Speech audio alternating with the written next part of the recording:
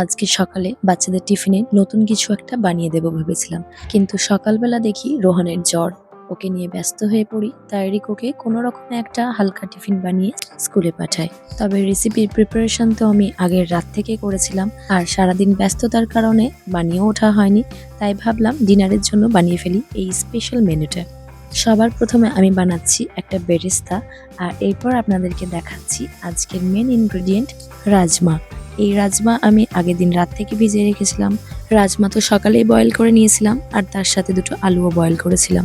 এখন এটাকে একদম হালকাভাবে একটু গ্রাইন্ড করে নেব। হাতে করে ম্যাশ করতে গেলে অনেকটা টাইম লাগবে, তাই আমি হালকা করে গ্রাইন্ড করে নিয়েছি। এদিকে আমার বেরেস্তাটা রেডি হয়ে গেছে। বয়েল পটেটোটা আমি গ্রেট করে দিয়ে দিলাম, আর এখন অ্যাড করে দিলাম একটু চিকেন কিমা।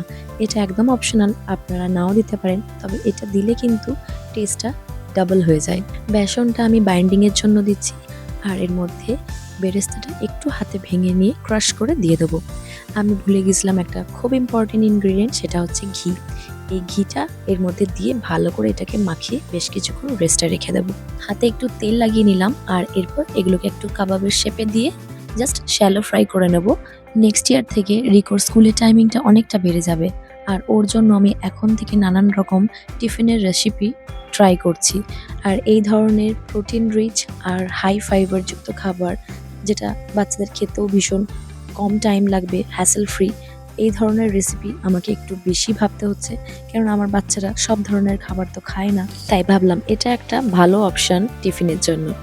আমি খুবই বাজে ডেকোরেশন করি, তাও চেষ্টা করছি সুন্দর করে সাজানোর, কেননা জিনিসটা দেখতে এত সুন্দর হয়েছে।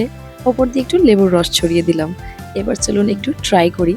তবে এর সাথে আর কিছু চাটনি বা ডিপ বানানোর সময় পাইনি, তাই একটা ডালের আচার ছিল, ওটা দিয়ে চলুন ট্রাই করি। Don't miss the beresta and ghee, it's yummy and delicious. Try it and thank me later. See you next vlog. Tata.